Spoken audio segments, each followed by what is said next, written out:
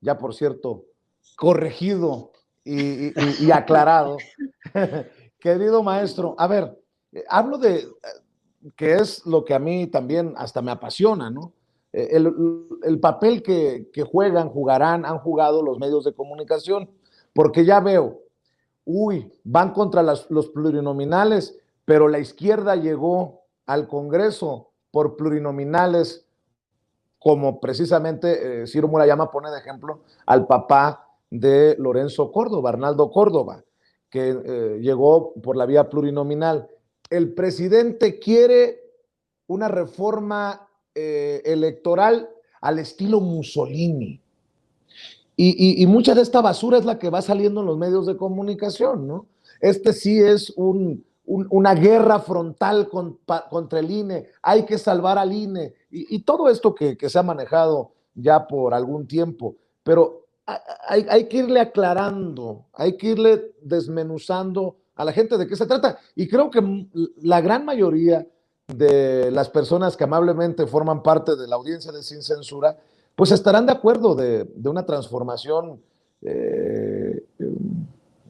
importante que se necesita y creo que no estarán en desacuerdo ante la posibilidad de decir, yo puedo definir quién termina como consejero del INE, quién termina como magistrado en el tribunal, porque además son los personajes que más evidentemente se han puesto en contra de este presidente votado por todos esos millones que siguen respaldando la cuarta transformación. Maestro.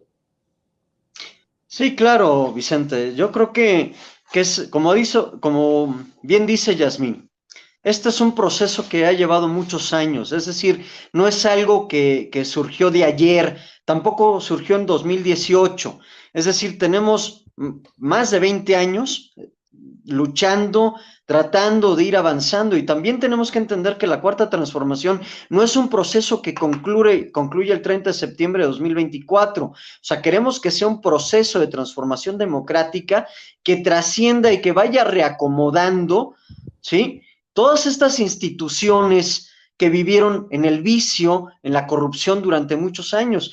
Como bien también señala Yasmín, cuando Andrés Manuel sale y fue muy mal interpretado esto de mandar al diablo a las instituciones, no nos referimos a las instituciones por cuanto al valor mismo de su trabajo institucional, sino nos referimos a que las instituciones fueron cooptadas, ¿sí?, han sido corrompidas, se manejan, y al amparo de la supuesta defensa de esta institucionalidad democrática, ¿sí?, medran intereses y gente y grupos políticos, etcétera, etcétera, etcétera. Es decir, en el ámbito electoral tenemos tanto problema en el INE como en el Tribunal Electoral del Poder Judicial de la Federación, y estos problemas se replican en las 32 entidades federativas, es decir, tenemos graves conflictos que surgen desde la cúspide y se van reflejando a lo largo y ancho del país.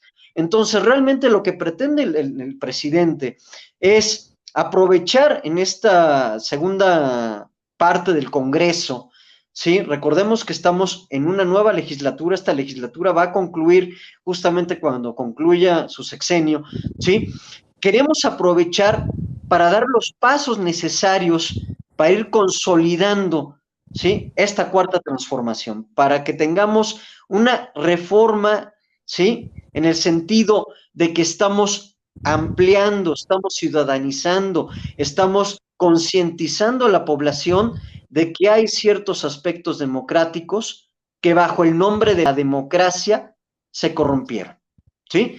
O sea, a mí también me duele mucho, o sea, como dice, me llamó mucho la atención Yasmín, pero el payaso, yo creo que tenemos dos payasos en esa foto, Vicente y Yasmín, ¿sí? Tenemos al payaso mediático que trata de trastocar la realidad a través de una falacia, y tenemos al otro payaso que es un operador político de intereses que se han anquilosado, ¿sí?, en el Instituto Nacional Electoral. Bueno, y la gran tragedia es que estos intereses violentan, ¿sí?, algo que es fundamental, la transformación democrática de nuestro país.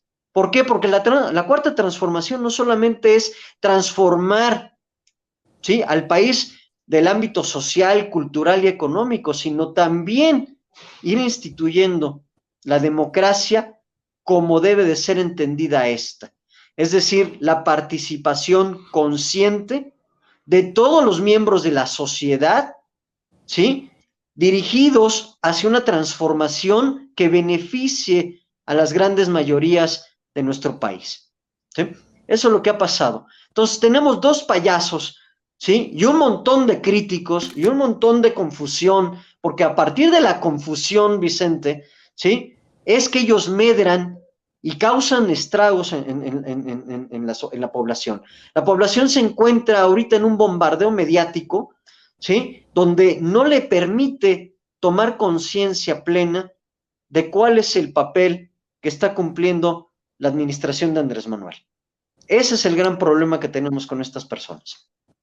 Maestro, y además hay payasos que no necesitan maquillaje, ni peluca, ni nariz roja, perdón, pero hoy estaba leyendo a Sergio Sarmiento y su columna en el Reforma, y dice al final de su columna: los legisladores plurinominales representan a las minorías, por eso la oposición exigió los plurinominales en los tiempos del PRI hegemónico, por eso hoy Andrés Manuel López Obrador quiere reducirlos o eliminarlos.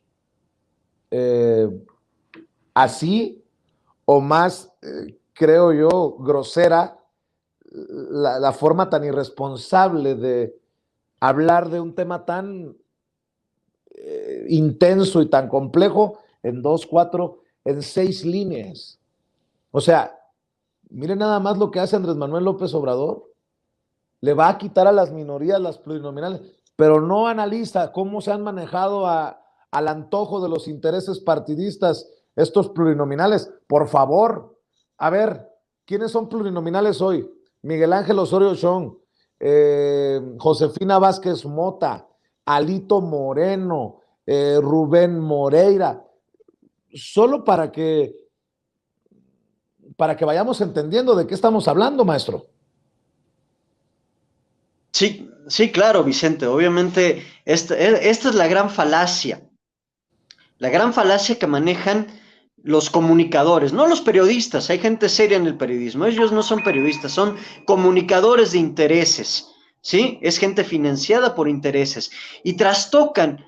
Ya lo vimos con toda esta campaña negra contra la revocación de mandato, ¿no? Sale el Barbasmiadas del jefe Diego, ¿sí?, otro payaso de la política nacional, diciendo es que quien debería pedir la revocación es que quien se sienta ofendido, ¿sí?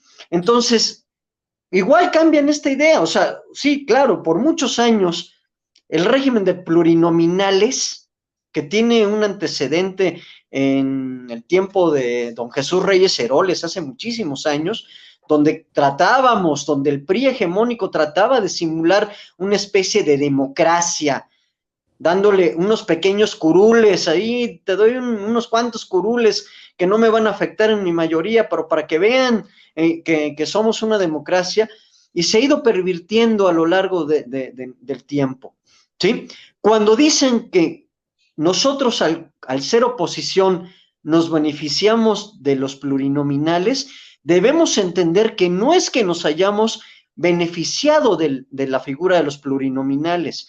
Efectivamente, desde que surge Morena y fue ganando elecciones, fue ocupando lo que la ley le daba, que eran lugares plurinominales. Es decir, lográbamos votación suficiente para ir colocando en el Congreso Federal y en los congresos estatales, ¿sí?, a nuestros diputados.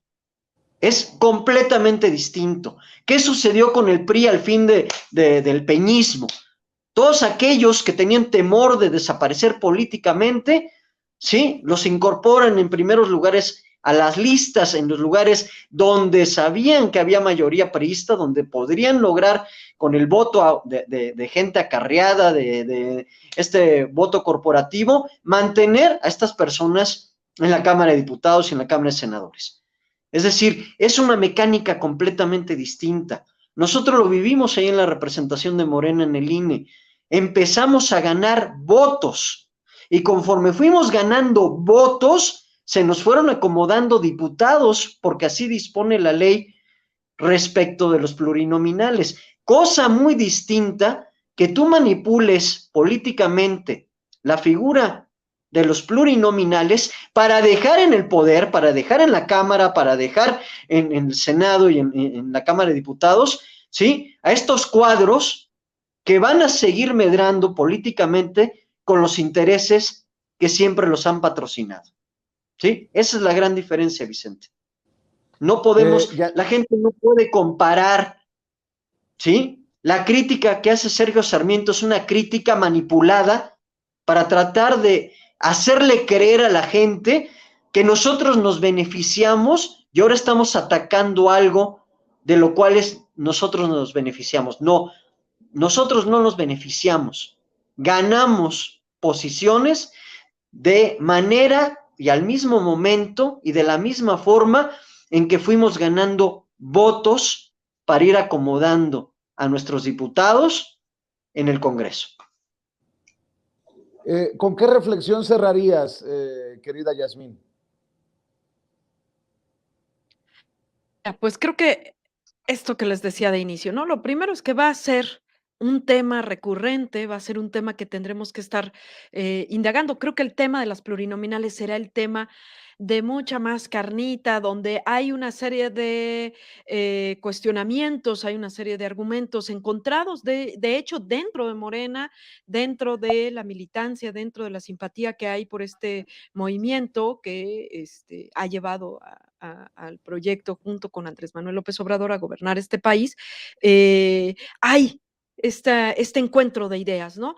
Yo pondría nada más ahí el énfasis, digo, para seguirlo platicando en futuras ocasiones, que está más pensado en no terminar con las plurinominales, pero sí reducirlas. Es decir, tiene que ver más con la idea de que las cámaras, tanto de diputados como de senadores, es un gasto muy oneroso, pues, o sea, nos gastamos grandes cantidades de dinero ahí y habría que reducirlas. Tiene que ver con eso, ¿no? Eso por un lado, ¿no?